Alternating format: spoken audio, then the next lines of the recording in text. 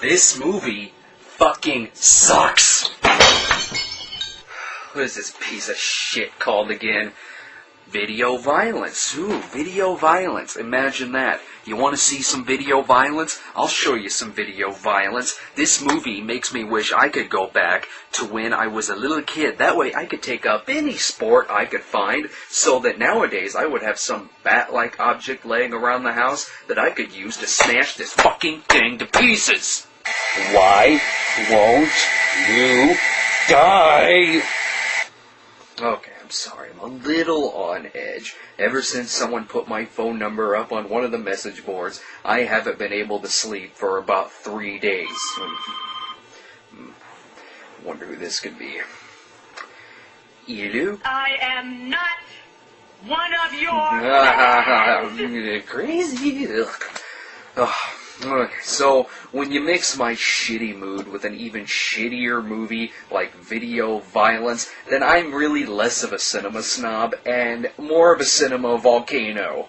First off, what did I say in the Crazy Fat Ethel 2 review? Remember what I said? If your movie was shot on newsroom cameras, then your movie fucking sucks.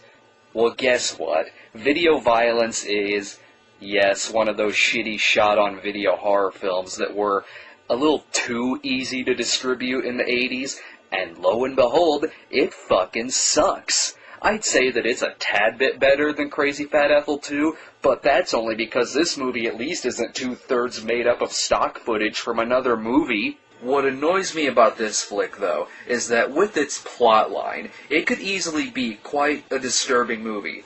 It's got the plot, it's got locations, but, oops, it doesn't have any fucking talent. It baffles me how much they fucked this one up. A husband and wife open up a video store in a small town and become baffled when all that the local residents want to rent are slasher flicks, which, no worries, sounds like the video store around the block from where I grew up. Steven, the husband, then becomes suspicious when a tape that turns up in the drop box is actually a real snuff film. Or at least in the movie it's supposed to be real. If this were actually real life, it would look something like the retarded cousin no one talks to would make with a plastic knife and a bottle of ketchup. Now that's a pretty good synopsis for what could be a rather disturbing movie. I mean, look at movies before that have somewhat dealt with the subject of snuff films. Movies like Last House on Dead End Street, 8mm, Hardcore, or even Cheap. How could they fuck this up? I have a suggestion. In the future, why don't you not make it look like an after-school special? The director's name is Gary Cohen. I would have preferred Larry Cohen to direct this movie, thank you very much. This movie is written so poorly and shot like ass that there's really only enough here for about a half-hour short film, with the rest being padded out with long-ass scenes like driving to work, driving back from work, driving to someone's house. Long, pointless scenes that are fucking annoying.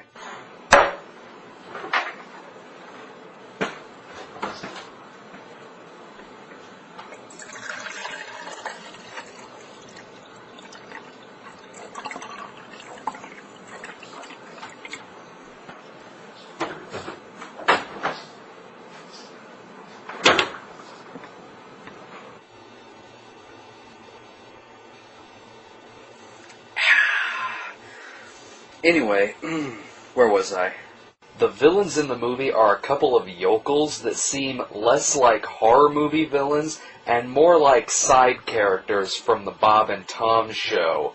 Am I supposed to be scared by these guys? All I really want to do is spray them with a hose.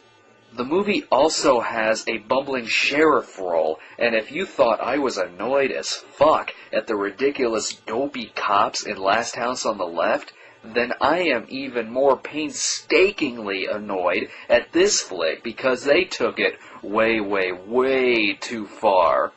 In Last House on the Left, it was more like characters from a Burt Reynolds movie accidentally drifting into a rape film, whereas here, they have this retarded sheriff who makes Sheriff Pepper from the Bond films look like Virgil Tibbs by comparison. Everything about this movie makes me want to quit watching movies altogether. They also top it off by putting in a ridiculous twist that I could see coming from even before I had even heard of the movie. That is how obvious it is. You know those twists that don't make any fucking sense, because if the main characters had acted any differently than they did, then everything would have been completely thrown off.